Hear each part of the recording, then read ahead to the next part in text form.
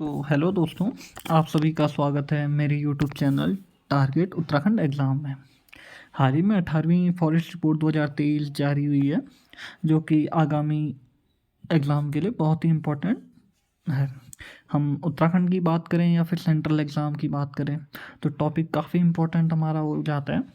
इसमें हम फैक्ट की बात करें या थ्योरीज की बात करें या डेटा की बात करें, तो हर एग्ज़ाम में इनसे क्वेश्चन बन जाते हैं। तो आज हम भारत वन स्थिति रिपोर्ट 2023 का फर्स्ट पार्ट हम देखेंगे। इसमें हम भारत के परिप्रेक्ष्य में वन स्थिति, उसके क्षेत्रफल के बारे में हम जानेंगे, और इसका एक और पार्ट हमारा आएगा, उसमें हम उत्तराखंड के परिप्रेक्ष्य में फॉरेस्ट रिपोर्ट 2023 को कवर करेंगे। तो आज देखते हैं भारत वन स्थिति रिपोर्ट 2023।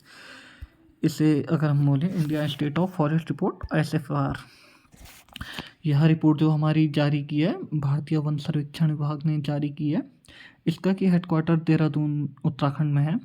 इसकी स्थापना हमारी 1 जून 1981 में हमारी हुई थी, और यह जो संगठन है यह हमारे पर्यावरण, वन और जलवायु परिवर्तन मंत्रालय के अंतर्गत हमारा एक संगठन है। और अगर हम इस रिपोर्ट की बात करें तो यह हमारी 18वीं रिपोर्ट है, और इसकी जो पहली रिपोर्ट हमारी जो आई थी, इसकी शुरुआत हुई थी 1987 से, और यह हमारी 18वीं द्विवार्षिक रिपोर्ट है। द्विवार्षिक का मतलब यह हो गया कि हर साल यह रिपोर्ट नहीं आती है, हर 2 साल में यह रिपोर्ट जारी की जाती है। और जो हमारा पर्यावरण, वन और जलवायु परिवर्तन मंत्रालय है, इसके अगर हम केंद्रीय कैबिनेट मंत्री अगर हम इसके देखेंगे तो ये श्री भूपेंद्र यादव जी हैं, जिनके द्वारा की यह रिपोर्ट जारी की गई। उत्तराखंड के ये एक्स्ट्रा फैक्ट में अगर हम देखें तो उत्तराखंड के वन मंत्री ये हमारे हो जाएंगे श्री सुबोध उनियाल जी। ये हो जाएंगे हमारे सुबोध उनियाल जी।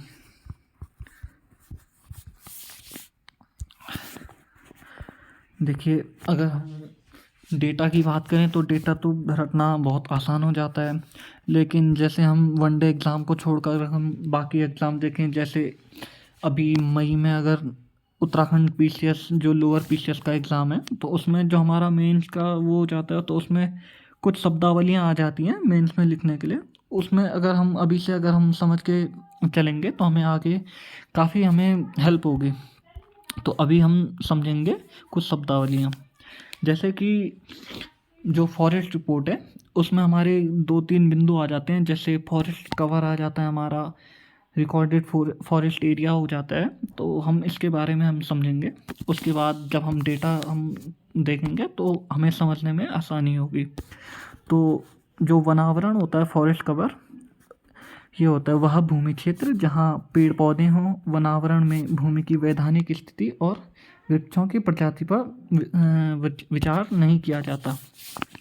वनावरण में 1 हेक्टेयर से ज़्यादा आकार के सभी वृक्ष आच्छादित क्षेत्र शामिल होते हैं।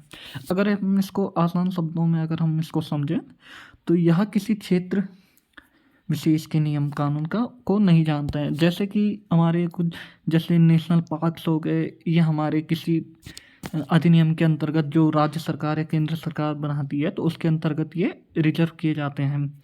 तो यह जो वनावरण होता है यह किसी विशेष नियम कानून को यह नहीं जानता है, और भूभाग पर आच्छादित वन क्षेत्र, जहाँ पर भी वन क्षेत्र है, ये उसको परिभाषित करता है। ठीक है, और आगे हम देखेंगे जो अभिलिखित वन क्षेत्र हो गया, रिकॉर्डेड फॉरेस्ट एरिया। यह भूभाग पर वास्तविक छत्र घनत्व की परवाह किए बिना कानूनी स्थिति या परिभाषा के अनुसार वन के रूप में दर्शाए गए क्षेत्र को परिभाषित करता। अगर परिभाषा के रूप में अगर हमें लिखना हो तो यह परिभाषा के रूप में उपयुक्त होगा।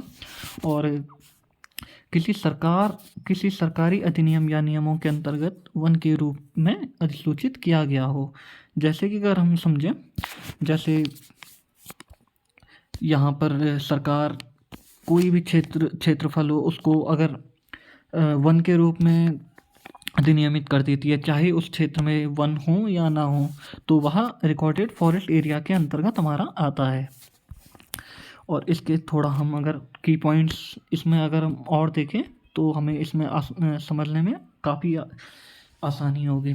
अब हम देखें अगर अभिलिखित वन क्षेत्र रिकॉर्डेड फॉरेस्ट एरिया, तो यह क्या होता है? यह कानूनी स्थिति तथा नियम व अधिनियम इसके अंतर्गत आते हैं।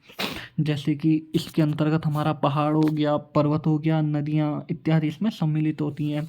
इसमें हमारा अब जैसे हमने अभी ऊपर समझा कि यह नियम और अधिनियम के अंतर्गत आता है। तो जो हमारे राष्ट्रीय पार्क हो गए, सेंचुरीज हो गई, वन्य जीव अभयारण्य हो गए, बायोस्फीयर रिजर्व, जैवमंडल आरक्षित, तो यह क्या करती है? सरकार किसी नियम या अधिनियम के अंतर्गत इनको रिकॉर्ड अभिलिखित करती है या फिर घोषित करती है। और अगर हम वनावरण या वृक्षावरण ट्री कवर को अगर हम समझें, तो इसमें हमारा एक शब्दावली आ जाती है, ट्री कैनोपी डेंसिटी, वृक्षों का सघन मंडपाकार आवरण। तो इसके अंतर्गत क्या होता है? जैसे हम कभी घूमने गए होंगे, जैसे नेशनल पार्क में हम अगर गए होंगे, तो वहाँ हमें जैसे ऊंचे ऊंचे पेड़ जो कि काफ़ी पास पास होते हैं, जिससे कि उनकी पत्तियाँ या फिर उनकी शाखाएं ऐसे फैली रहती हैं, जिससे कि एक उनके ऊपर एक मंडप के आकार का हमें एक शेप दिखाई देता है, तो उसको बोलते हैं ट्री कैनोपी डेंसिटी या वृक्षों का सघन मंडपाकार आवरण। तो अगर वनावरण और वृक्षावरण को हम समझें, तो जिस क्षेत्रफल का, जिस भूभाग का हम सर्वे कर रहे हैं, उसमें हम देखें कि उस भूभाग का, कुल भूभाग के 10% या 1 हेक्टेयर से अगर अधिक यदि वह क्षेत्रफल है, तो वह क्या होता है हमारा, एक मिनट, वह होता है हमारा वनावरण के अंतर्गत, वह क्षेत्रफल आता है। और वृक्षावरण के अंतर्गत अगर ट्री कवर के अंतर्गत हम अगर देखें, तो उसमें क्या होता है कि जो कुल भूभाग, जिस भूभाग का हम सर्वे कर रहे हैं, उस कुल भूभाग के 10% या 1 हेक्टेयर से कम वह क्षेत्रफल अगर हो, तो वह वृक्षावरण के अंतर्गत हमारा आता है। तो चलिए आगे हम अब जो हमारा डेटा ज़्यादा एग्ज़ाम में हमारा पूछा जाता है, अब हम उस डेटा को देखेंगे। देखिए, जैसे पहला हमारा एक टॉपिक बन जाता है सर्वाधिक अभिलिखित वन क्षेत्र वाले शीर्ष राज्य। अब ये अभिलिखित वन क्षेत्रफल क्या होता है? यह होता है रिकॉर्डेड फॉरेस्ट एरिया, जो कि राज्य सरकार ने अभिलिखित किया हो या घोषित किया हो। अब जरूरी नहीं है कि उस एरिया पे हमारा फॉरेस्ट हो या फिर वन क्षेत्र हो या फिर वन हो, बस ये होता है कि सरकार ने उसको वन क्षेत्र घोषित कर दिया है। अब इसमें हम देखेंगे, पहले स्थान पर जो हमारा आता है पूरे देश के, उसमें वो मध्य प्रदेश हमारा आ जाता है, MP। इसका जो क्षेत्रफल है 94,689 किलोमीटर स्क्वायर, ये हमारा कुल क्षेत्रफल आ जाता है, जो कि राज्य सरकार ने अभिलिखित वन क्षेत्र के रूप में घोषित किया है। दूसरे नंबर पे हमारा आ जाता है महाराष्ट्र, जिसका कि क्षेत्रफल 61,952 किलोमीटर स्क्वायर है। और तीसरे उसमें आ जाता है हमारा उड़ीसा, इसका कि 61,204 किलोमीटर स्क्वायर के लगभग ये अभिलिखित वन क्षेत्र पर राज्य सरकार ने घोषित किया हुआ है। और चौथा हमारा है छत्तीसगढ़, जिसका कि 59,816 वर्ग किलोमीटर, ये हमारा अभिलिखित वन क्षेत्रफल के रूप में हमारा आ जाता है। तो यह टॉप 4 राज्य हैं देश के अंतर्गत, जिसमें कि सर्वाधिक अभिलिखित वन क्षेत्रफल वाले ये शीर्ष राज्य हैं। इसके बाद अगर हम भारत का कुल भौगोलिक क्षेत्रफल हम देखेंगे, तो ये हो जाता है 32,87,468.88 किलोमीटर स्क्वायर, ये हमारे भारत का क्षेत्रफल है। वनावरण में हम अगर देखें, ये कुल क्षेत्रफल हो जाता है हमारा 7,15,343 किलोमीटर स्क्वायर। इसमें 2021 के मुकाबले जो हमारी वृद्धि हुई है, वो हुई है 156 किलोमीटर स्क्वायर की वृद्धि हुई है हमारी। और अगर हम क्षेत्रफल के रूप में देखें, कुल जो हमारा 32,87,468 हमारे भारत का जो भौगोलिक क्षेत्रफल है, उसके परिप्रेक्ष्य हम अगर देखें, तो वनावरण का जो प्रतिशत है वह हमारा है 21.76%। इसी उसमें अगर हम देखें वृक्षावरण ट्री कवर के रूप में हम अगर देखें, तो वह क्षेत्रफल हो जाता है 1,12,014 किलोमीटर स्क्वायर। इसमें 2021 जो हमारी 17वीं रिपोर्ट थी, उसके मुकाबले अगर हम देखें, तो इसमें वृद्धि हुई है 1,289 किलोमीटर स्क्वायर की इसमें वृद्धि हुई है। और जो हम भारत के भौगोलिक क्षेत्र में क्षेत्रफल में हम वृक्षावरण को देखें तो उसका जो प्रतिशत हो जाता है वो हो जाता है 3.41%। ठीक है। और अगर हम पूरे वन क्षेत्रफल को हम अगर देखें जो कि वन आवरण वृक्षावरण को मिलाकर जो हमारा बनता है तो हमारा कुल हो जाता है 8,27,357 किलोमीटर स्क्वायर। कितना हो जाता है हमारा? 8,27,357 किलोमीटर स्क्वायर। ये हमारा कुल क्षेत्रफल हो जाता है। और जो हमारी 2021 के मुकाबले अगर हम इसमें वृद्धि देखें तो कुल कितनी हुई है? ये हुई है 1445 किलोमीटर स्क्वायर, जिसमें कि 156 किलोमीटर स्क्वायर वन आवरण में वृद्धि हुई है और 1289 किलोमीटर स्क्वायर वृक्षावरण में हमारी वृद्धि हुई है। ठीक है। और ये हम देखें देश के क्षेत्रफल में जो इसका स्थान हमारा बन जाता है, जो प्रतिशत हमारा बन जाता है वह है 25.17%। कितना? 25.17%। ये हमारा 25.17%। अब हम पूरे अगर राज्यों के बारे में हम राज्यवार अगर वनावरण के बारे में हम अगर देखें तो ये हमारा हो जाता है क्षेत्रफल के आधार पर वनावरण। ये फॉरेस्ट कवर है। ठीक है। ये ट्री कवर नहीं है हमारा, ये फॉरेस्ट कवर है। तो इसमें हम देखेंगे कि राज्यों की क्या स्थिति है, कौन से राज्य पहला दूसरा तीसरा स्थान कौन से राज्यों का है। इसमें हम देखेंगे पहले स्थान पर है मध्य प्रदेश। कौन सा है? मध्य प्रदेश। इसका कि 77,073 किलोमीटर स्क्वायर इसका क्षेत्रफल है। दूसरे पर हमारा आ जाएगा अरुणाचल प्रदेश, जिसका कि क्षेत्रफल 65,882 किलोमीटर स्क्वायर इसका क्षेत्रफल है, जो कि वनावरण के अंतर्गत आता है। तीसरे स्थान पर हो जाएगा हमारा छत्तीसगढ़, जिसका कि 55,812 किलोमीटर स्क्वायर इसका क्षेत्रफल वनावरण के अंतर्गत हमारा आता है। इसी में हम अगर प्रतिशत के आधार पर अगर हम क्षेत्रफल देखें, ये तो हमारा कुल भूभाग क्षेत्रफल के आधार पर था। अब हम प्रतिशत के आधार पर देखेंगे। प्रतिशत के आधार में चेंज ये हो जाता है कि उसका जो भी क्षेत्रफल है उसके कितने क्षेत्रफल पर वन है, तो उसके आधार पर हम यहाँ पर देखेंगे। ये हो जाएगा हमारा पहले पर हमारा आ जाएगा लक्षद्वीप। इसका जो कुल क्षेत्रफल है उसके 91.33% पर क्या है? वनावरण हमारा है। दूसरे पर आ जाएगा मिजोरम। अगर हमसे पूछे कि राज्यों की स्थिति, अगर सिर्फ राज्य हमारा पूछा हो कि प्रतिशत के आधार पर सर्वाधिक वनावरण प्रतिशत किस राज्य में है, तो हम मिजोरम उसमें टिक करेंगे, जिसका कि 85.34% है। और अगर ऑल टोटल पूछा हो राज्य और केंद्र शासित प्रदेश, तो हमारा लक्षद्वीप आंसर होगा। और तीसरे स्थान पर हमारा आ जाएगा अंडमान और निकोबार।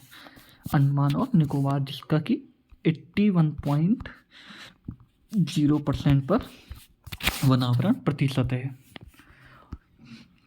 इसी में हम अगर आगे हम देखें राज्यों के वन क्षेत्र में सर्वाधिक वृद्धि और कमी, 2021 में जो हमारी रिपोर्ट थी उसके मुकाबले 2023 में रिपोर्ट आई है कि कौन से राज्यों में सर्वाधिक वृद्धि और कौन से राज्यों में सर्वाधिक कमी हमारी दर्ज की गई है। तो अगर उसमें हम देखें तो पहले स्थान पर हो जाएगा छत्तीसगढ़।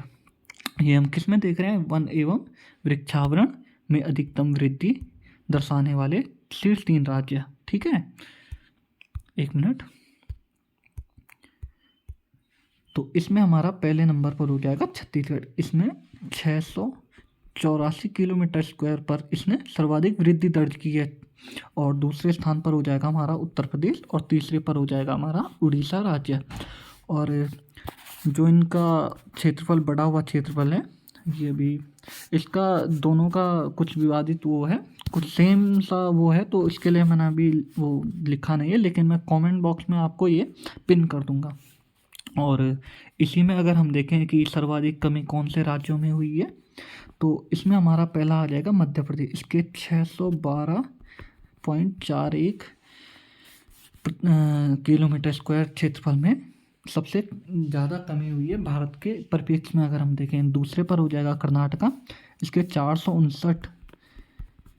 ये मोटा मोटा आपको ध्यान रखना है, 459 किलोमीटर स्क्वायर के इसमें उसमें कमी आई है। और तीसरे पर आ जाएगा हमारा लद्दाख, 159.26 किलोमीटर स्क्वायर। और चौथे पर हो जाएगा हमारा नागालैंड, 125.22। ये आप मोटा मोटा भी अगर ध्यान रखेंगे 125, तो उससे भी हमारा काम चल जाएगा। ठीक है, तो आगे देखते हैं हम। ये हमारा हो गया। और अब हम देखेंगे कि क्षेत्रफल की दृष्टि से सबसे अधिक वन एवं वृक्षावरण वाले शीर्ष राज्य। इसमें जो हमारा पहला राज्य आ जाता है, ये हो जाएगा हमारा मध्य प्रदेश। जैसे आप सभी जानते होंगे, आपने पढ़ा भी होगा कि मध्य प्रदेश में सर्वाधिक वन है। तो ये हमारा क्षेत्रफल की दृष्टि सबसे अधिक वन एवं वृक्षावरण वाले शीर्ष राज्य हैं। इसमें पहला आ जाएगा हमारा मध्य प्रदेश, जिसके कि 85,724 किलोमीटर स्क्वायर क्षेत्रफल में क्या है, वन और वृक्षावरण इसमें है।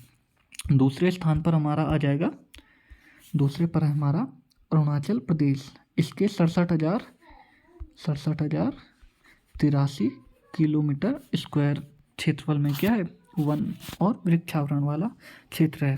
तीसरे पर हो जाएगा हमारा महाराष्ट्र, और चौथे पर है छत्तीसगढ़। ये अगर डाटा आप इतना ध्यान नहीं रखते हैं तो उससे भी हमारा काम चल जाता है। और अब हम कुछ शब्दावलियाँ, हम कुछ जो हैं वो जानेंगे हम। जैसे कि आदर्श 1%। अब ये आदर्श 1% क्या होता है, ये जब हमारी राष्ट्रीय वन नीति हमारी 1988 जो आई थी, तो उसमें यह शब्दावली दी गई थी, आदर्श 1%। तो इसमें था कि देश का जो कुल क्षेत्रफल है उसके कितने प्रतिशत भूभाग पर, लगभग 33% भूभाग पर हमारा क्या होना चाहिए, वन और वृक्षावरण होना चाहिए। तो ये क्या है, आदर्श 1% है कि इतने से कम हमारा, इतने से कम हमारा 1% देश के क्षेत्रफल के उसमें नहीं होना चाहिए। तो सरकार इसको बढ़ाने के उसमें हर उसमें नीतियाँ लाती है, जिससे कि हमारा क्या हो, 1% में वृद्धि हो। ठीक है, तो इसी के उसमें हम देखें, 33% से अधिक भौगोलिक क्षेत्रफल वाले वनावरण वाले राज्य व संघ शासित केंद्र शासित प्रदेश। तो इसमें क्या है, जैसे हमारे देश में कुल 28 राज्य और 8 क्या हैं, केंद्र शासित प्रदेश हैं। तो उसके उसमें हम देखें तो कुल 19 राज्य और केंद्र शासित प्रदेश। केंद्र शासित प्रदेशों में क्या है, 33% से अधिक भौगोलिक क्षेत्रफल क्या है, वनावरण वाले ये राज्य और केंद्र शासित प्रदेश हैं। ठीक है, ये हमारी जो Indian state of forest report 2023 है उसके अनुसार है। ये हमारा क्वेश्चन बन जाता है कि कितने राज्य और केंद्र शासित प्रदेश ऐसे हैं जिनके 33% से अधिक भूभाग पर भौगोलिक क्षेत्रफल क्या है, वन और वनावरण वाला क्षेत्र है। ठीक है, और इसी के उसमें हम अगर बात करें मैंग्रोव आवरण की, तो मैंग्रोव वन क्या होते हैं हमारे, मैंग्रोव वन हमारे हो जाते हैं जो कि जैसे आपने देखा होगा कि पश्चिम बंगाल के जो बंगाल की खाड़ी वाला एरिया है उसमें हमारे क्या पाए जाते हैं, मैंग्रोव वन हमारे पाए जाते हैं। तो मैंग्रोव वनों के लिए क्या है कि जो इनकी जड़ें होती है ये पानी में ही ग्रोथ करती हैं। इनके लिए क्या होता है कि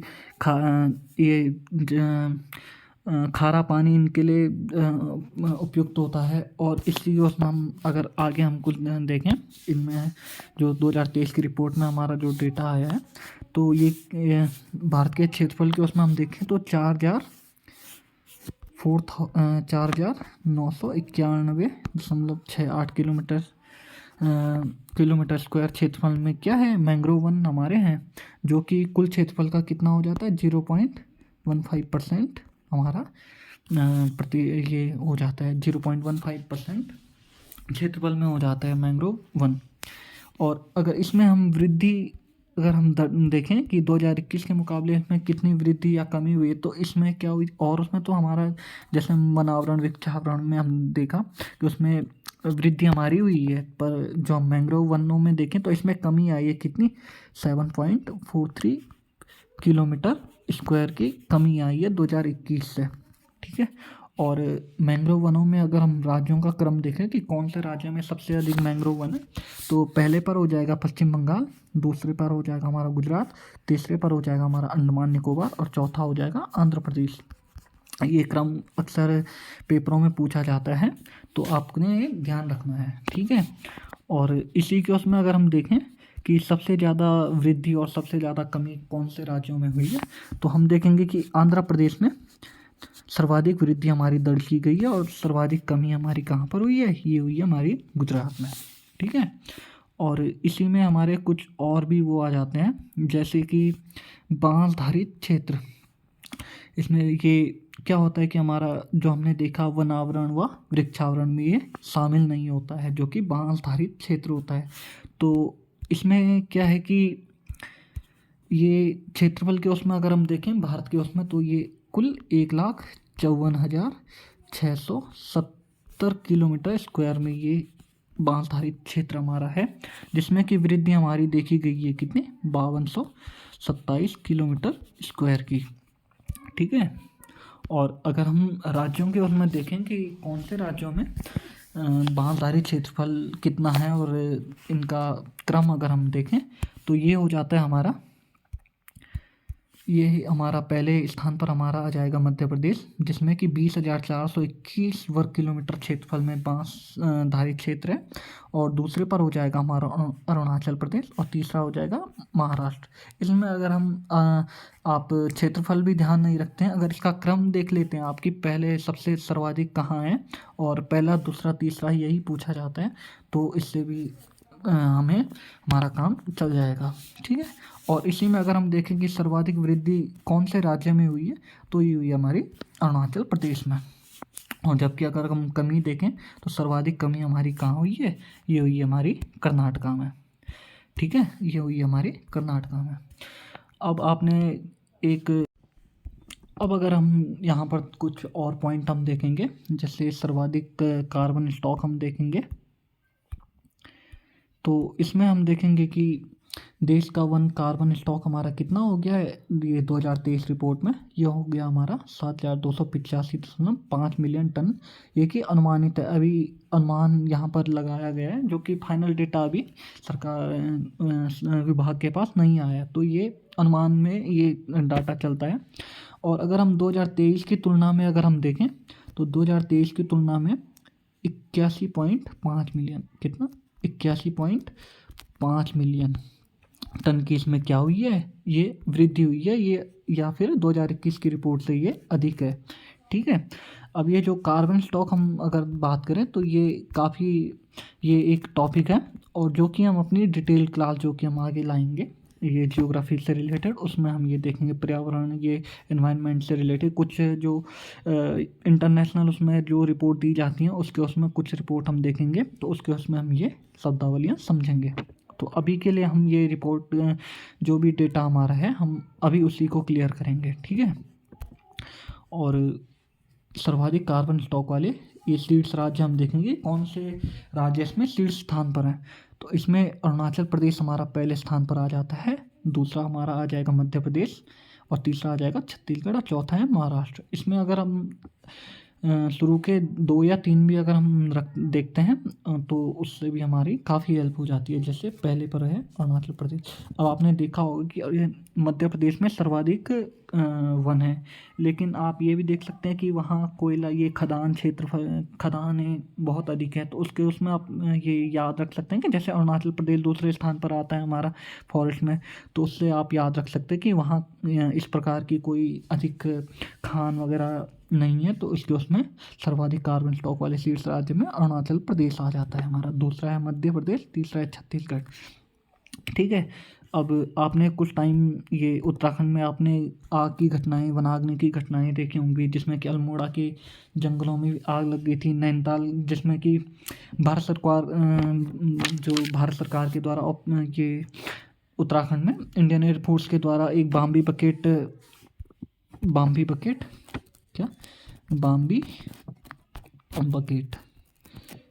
अभियान ये चलाया गया था, जिसमें कि उत्तराखंड के जंगलों में जो आग लगी हुई थी उसमें कि इसके द्वारा आग बुझाने का काम किया गया।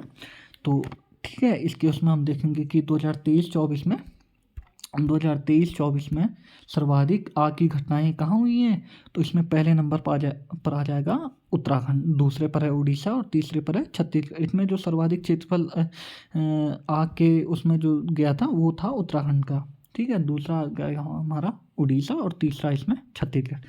तो जो भी हमारा फॉरेस्ट रिपोर्ट, जो हमारी Indian state of forest report के उसमें जो हमारा डेटा था वो सेंटर के उसमें अगर हम देखें तो इतना काफ़ी है। और अगले जो हमारा पार्ट आएगा तो उसमें हम उत्तराखंड के रिलेटेड जो उत्तराखंड में स्थितियां हैं कि उत्तराखंड के कौन से ज़िले में सर्वाधिक वन हैं या फिर सर्वाधिक प्रतिशत या फिर सबसे कमी, तो हम अगले पार्ट में हम इसको देखेंगे। और सेंट्रल के उसमें इतना काफ़ी होगा। तो ठीक है, मिलते हैं अगली वीडियो में, तब तक के लिए धन्यवाद। और इसी प्रकार अपना अगर आप समर्थन देना चाहते हैं तो वीडियो को लाइक करें, शेयर करें और अपने दोस्तों में शेयर करें। तो तब तक के लिए बाय बाय।